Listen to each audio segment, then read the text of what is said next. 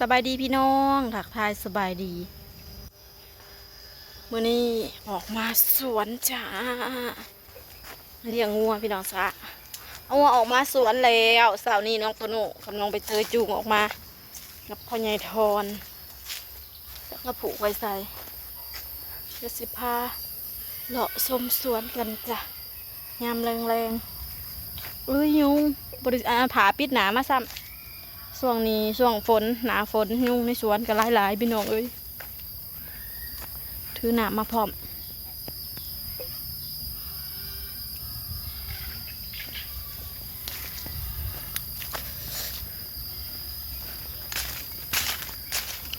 เมื่อคืนนี่ฝนตกแห้ง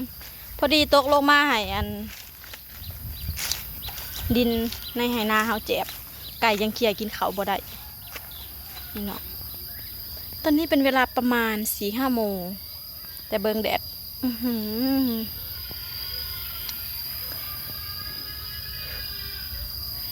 เสียงหมูพาหมูข้างๆนี่พี่น้องเอ้ยหมูสวนพ่อใหญ่ทอนกับซิมีนี่ต้นยางบงต้นม่วงต้นลำไยต้นขามเราสิปลูกเป็นแถวสวนผสมพ่อใหญ่ทอนเฮ็ดปวกบ่ออกบ่ก็มีต้นยางพารานำต้นกิษณาพร้อมต้นมีน้ำพี่น้องจะเป็นต้นยางพารา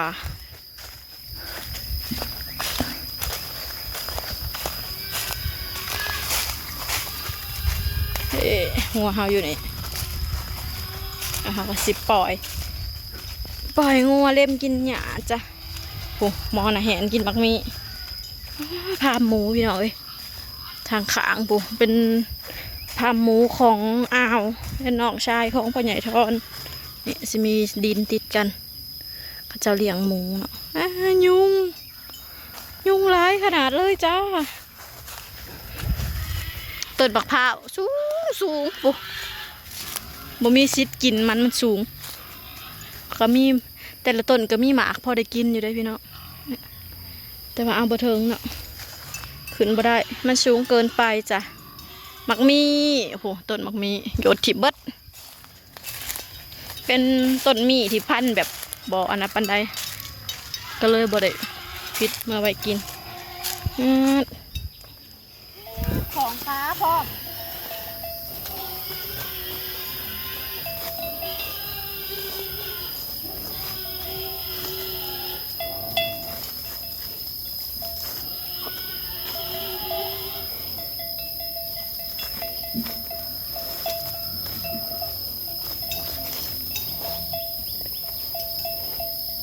ไม่จังด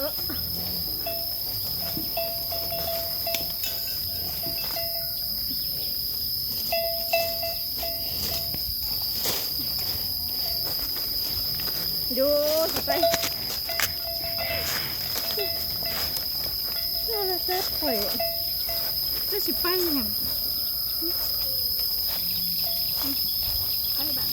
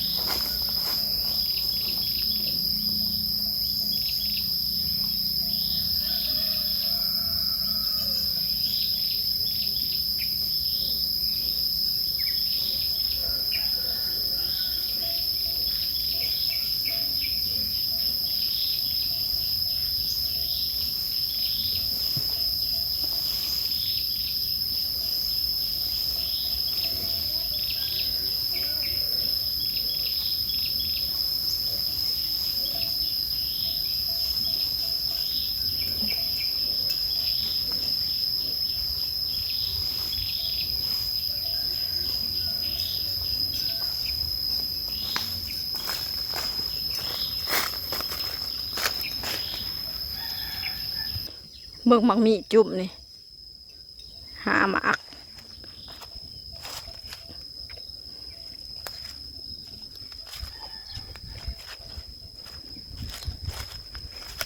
เดี๋ยวสิพาไปเบิ่งบรรยากาศ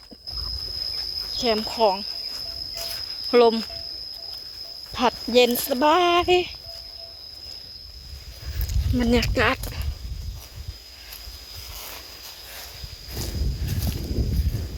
แต่เว้นยังอยู่ยังเว้นอยู่เนาะ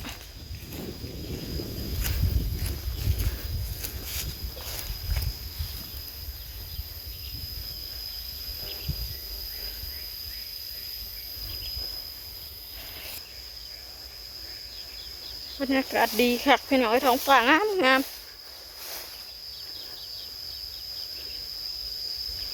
ลมพัดกอไผ่ใหญ่พญายทอนตอนนี้ก็จะเป็นต้นซ้ำซ้าใหญ่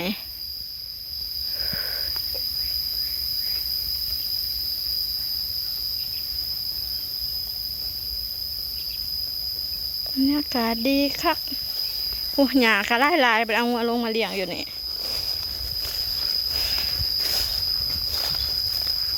เป็นงามน้ำมันขึ้นแห้งๆก็คือถ่วมเบิดแถวนี้พี่น้องเอ้ยนี่สังเกตเบอร์ซิมีพวกขยะไหลมาในค้างอยู่น้ำถาที่เราเลี้ยวเห็นมันเป็นเกาะดอนทับเมินจะมีหมู่บ้านคนอาศัยอยู่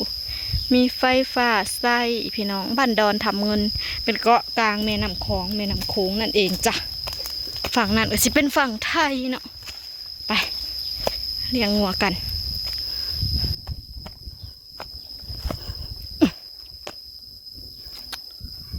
ไปทางใดล่ะงัวกันเมื่อนี้พี่น้องพักอีเลิศพักที่เกิดตามธรรมชาติโอ้เป็นป่าอยู่แม่นเบิดงาม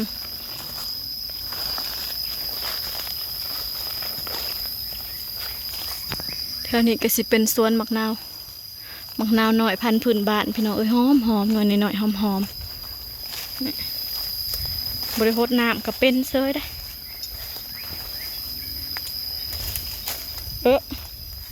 น้ำ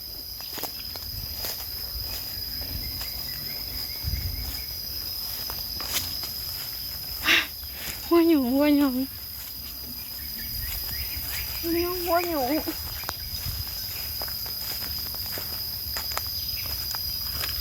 บอกพระจิบลนใส่หัวบอก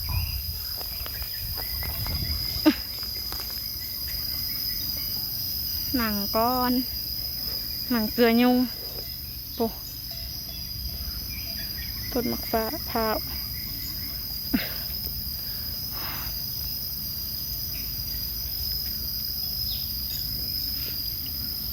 เลี้ยงคำจะน้อยเขาก็เอาเขาเคาะพี่น้อยยุงเขาขอกไว้กลางคืนยันพ้นตกคืนนี่ผูกอยู่ในบ้านพ้นห้ำเด็กเลี้ยงงัวถือแสะมักนาวพี่น้องมะนาวเดี๋ยวหอกกะสีเอาวัวเขาคอกแล้วจ้าได้เวลาแล้วคำแล้วเอาวัวเขาคอกเมื่อหาหนึ่งเขาเห็ดแนมกินเห็ดแรงเห็ดง่ายจ้าไปคอกยิ้มแล้วไปคอกใช่เลยคอก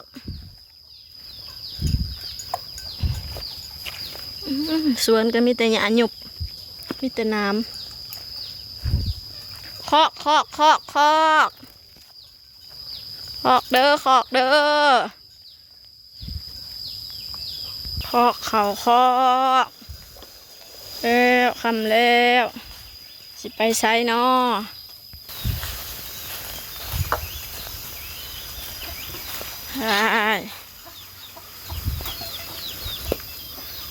มอนี่ไปสิเลยคอกเขาคอก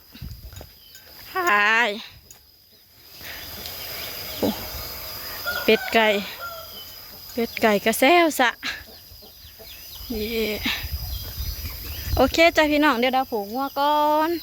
สำหรับคลิปนี้ดาวก็ขอจบคลิปไว้เพียงสำนีก่อนเด้อจ้าพอกันคลิปหนาเด้อ